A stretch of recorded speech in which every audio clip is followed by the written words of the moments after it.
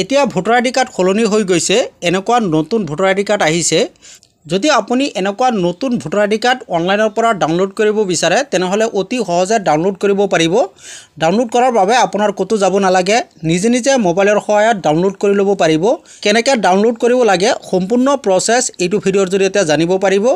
ইয়াৰ বাবে ভিডিঅ'টো কমপ্লিট চাব লাগিব, তেতিয়াহে গোটেইখিনি বুজিব পাৰিব। আগতে এনেকুৱা ভোটাৰ আইডি কাৰ্ড আছিল, কিন্তু এতিয়া নতুন ভোটাৰ আইডি কাৰ্ড এনেকুৱা হৈ গৈছে, যেটো আপোনালোকে স্ক্ৰীনত দেখিবলৈ পাইছে। এনেকুৱা নতুন voter ID card PVC voter ID card অনলাইনৰ পৰা কেনেকৈ ডাউনলোড কৰিব পাৰিব সম্পূৰ্ণ প্ৰচেছ আপোনালোকে এইটো ভিডিঅ'ৰ জৰিয়তে জানিব পাৰিব। ইয়াৰ বাবে ভিডিঅ'টো কমপ্লিট চাব লাগিব, তেতিয়াহে গোটেইখিনি বুজিব পাৰিব। ইয়াৰ বাবে গুগল ব্ৰাউজাৰ অ'পেন কৰিব আৰু ভোটাৰ ছাৰ্ভিচ পৰ্টেল লিখি চাৰ্চ কৰি দিব। তাৰপিছত ওপৰত যেটো লিংক দিয়া হৈ আছে voter portal election commission of India, আপোনালোকে এইটো লিংকৰ ওপৰত ক্লিক কৰি দিব। তাৰপিছত আপোনাৰ সন্মুখত এনেকৈ ভোটাৰ ছাৰ্ভিচ পৰ্টেলটো অ'পেন হৈ যাব। ইয়াত চাওক ভোটাৰ ছাৰ্ভিচৰ সকলোখিনি ছাৰ্ভিচ দিয়া হৈ আছে, ইয়াত আপোনালোকে দেখিবলৈ পাইছে। যদি আপুনি ভোটাৰ আইডি কাৰ্ড ডাউনলোড কৰিব বিচাৰে নহ'লে ইয়াত চাওক দিয়া হৈ আছে EPIC ডাউনলোড, আপোনালোকে ইয়াত ক্লিক কৰি দিব। যেতিয়া ক্লিক কৰি দিব আপোনাৰ সন্মুখত এনেকুৱা পেজ আহিব। ভোটাৰ আইডি কাৰ্ড ডাউনলোড কৰাৰ বাবে প্ৰথমতে আপোনাৰ এটা ৰেজিষ্ট্ৰেশ্যন কৰিব লাগিব। যদি আপুনি আগৰ পৰাই ৰেজিষ্ট্ৰেশ্যন কৰি ৰাখিছে তেনেহ'লে ইয়াত মোবাইল নম্বৰ আৰু ইয়াত পাছৱৰ্ড বহাই লগইন হ'ব পাৰিব। যদি আপুনি voter service portal first time use কৰি আছে, ৰেজিষ্ট্ৰেশ্যন কৰা নাই, তেনেহ'লে ওপৰত চাওক দিয়া আছে do not have N account চিং আপত ক্লিক কৰি দিব। যেতিয়া ক্লিক কৰি দিব ৰেজিষ্ট্ৰেশ্যন কৰাৰ বাবে আপোনাৰ সন্মুখত এনেকুৱা পেজ আহিব। ইয়াত আপোনাৰ মোবাইল নম্বৰ বহুৱাই দিব, তাৰপিছত ইমেইল এড্ৰেছ যদি থাকে বহুৱাই দিব আৰু এই কেপচাৰটো ইয়াত বহুৱাই দিব আৰু কণ্টিনিউত ক্লিক কৰি দিব। তাৰপিছত আপোনাৰ সন্মুখত এনেকুৱা পেজ আহিব।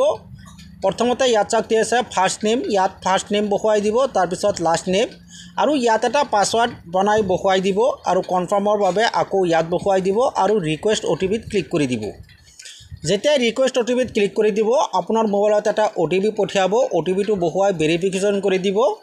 ভেৰিফিকেশ্যন কৰি দিয়াৰ পিছত আপোনাৰ ৰেজিষ্ট্ৰেশ্যন আপোনাৰ একাউণ্ট ক্ৰেডিট কমপ্লিট হৈ যাব। লগইন হোৱাৰ বাবে আকৌ হোম পেজত আহিব, EPIC ডাউনলোডত ক্লিক কৰি দিব।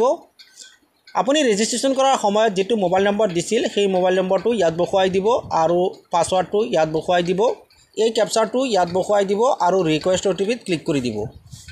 তাৰপিছত আপোনাৰ মোবাইলত এটা OTP পঠিয়াব, OTPটো ইয়াত বহুৱাই দিব, তাৰপিছত ভেৰিফাই এণ্ড লগইনত ক্লিক কৰি দিব। এনেকৈ আপোনাৰ সন্মুখত ভোটাৰ ছাৰ্ভিচ পৰ্টেলটো লগইন হৈ যাব। তাৰপিছত আকৌ EPIC ডাউনলোড ইয়াত ক্লিক কৰি দিব।